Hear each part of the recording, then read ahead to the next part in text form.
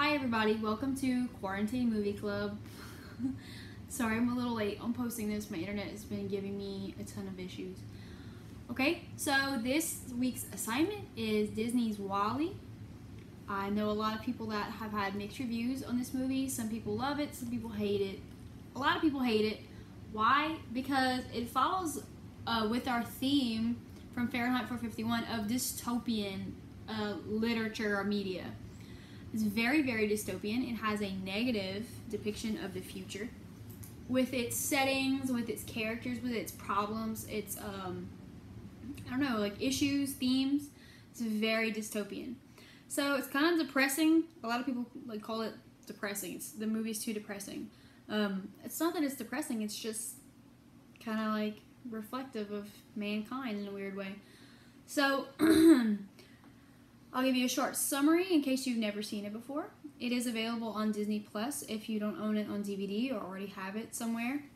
If you don't have access, that's okay. If you do, please join us in watching and paying attention to our lesson this week. So the summary is, WALL-E, short for Waste Allocation Load Lifter, Earth Class, is the last robot left on Earth. He spends his days tidying up the planet one piece of garbage at a time. But during 700 years, WALL-E has developed a personality and he's more than a little lonely. Then he spots Eve, a sleek and shapely probe sent back to Earth on a scanning mission. Smitten, WALL-E embarks on the greatest adventure yet when he follows Eve across the galaxy. So if you've never seen this movie before, it's about two robots.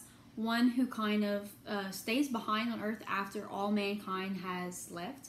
He picks up the trash that they all left behind. It's kind of like his job.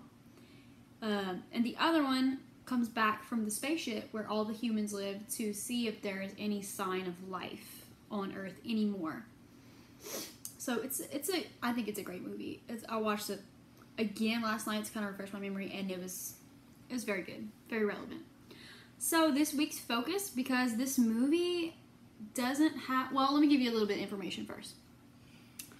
Fun fact, the concept of WALL-E was thought of after Pixar had just completed the animated film Finding Nemo, when they animated water scenes, and they figured out that they could animate water to look realistic. So the animators wanted to challenge themselves and try to do space. So the concept of WALL-E didn't really start from an idea or a storyline. It just was kind of like an animation challenge for them. This film, which we won't really dive into too much in these kind of lessons, but keep an eye out for it, criticizes these things: consumerism, corporatism, nostalgia, waste management, human environmental impact, obesity, and global catastrophic risk. So, if you like those things, this movie is for you. Alright? Now, this week's focus, because there's not a lot of dialogue, it is about two robots who don't talk, they don't have conversations, you know, but this movie is got a lot of atmosphere and aura surrounding it. So this week's focus is mood. As we've been over before, tone is how the author feels about the subject. Mood is how you feel about the subject. So that's a lot easier for us to find, because you just got to ask yourself, how am I feeling? What is the vibe, if you will, of this scene or of this particular movie altogether? So focus on the mood. Focus on the mood in the different settings. And then, you know, the mood isn't just about the setting, it's about the sounds, the kind of, like I said, the aura, the vibe that kind of scene gives off to you. So just focus on that. That can involve the characters, that can involve the dialogue, it can involve anything. It's how it makes you feel, how everything together makes you feel. Let's see. Yeah, so focus on settings. I have notes on the settings. They're very, very obvious. I will be posting a list of mood words maybe to help you guys kind of decide how to describe that. Let me see. Here are our focus questions for this week. And I will also have these typed out as somebody requested those last week for Brother Bear. I'll type those questions out so that you don't have to keep referring back to the video. Okay, so here they are. I have a few more this week, but just kind of bear with me. I'll post them. So in the movie, he has like one movie that he watches all the time, and it's called Hello, Dolly. And if you've never seen it, which you probably haven't, it's a pretty old musical. It's about a matchmaker in the 1890s. It's with Barbra Streisand. It's got like a lot of happy little jolly music in it. But that's the song and dance and movie that Wally watches in the show. But I want to ask you, why do you think, of all the movies in the whole world, Wally only has access to Hello Dolly? That's it. Why Hello Dolly? Think about it. Okay. Let me see what else we got.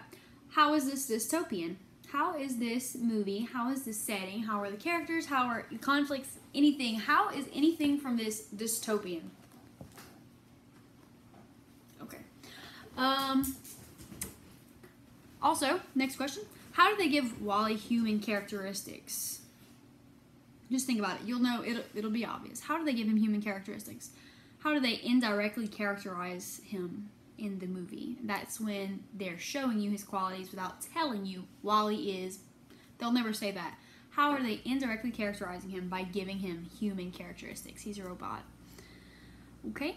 How do Eve and Wally contrast each other? So you will see right off the bat as well. They're obviously two very different robots, but how else do they contrast each other? Okay, what does this have in common with Fahrenheit 451? So think back, that's kind of back to our dystopian questions. I'll probably put those two questions together. And I have this one. This is a really good question. What is significant about Eve's name? So think about that, and think about illusions, not illusions like to another piece of material, to another piece of literature. Think about that. What is significant about Eve's name, and why is her name Eve? Last question is obviously the one that I like, and this is the biggest. What is the theme or the main idea of the whole movie? Okay, so think about that while you're watching.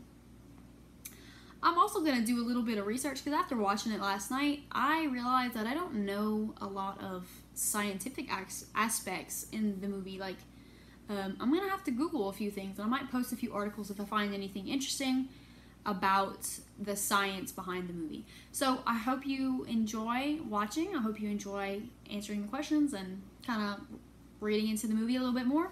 Let me know if you guys have any questions, and I will see you on Friday with our movie review. Thank you.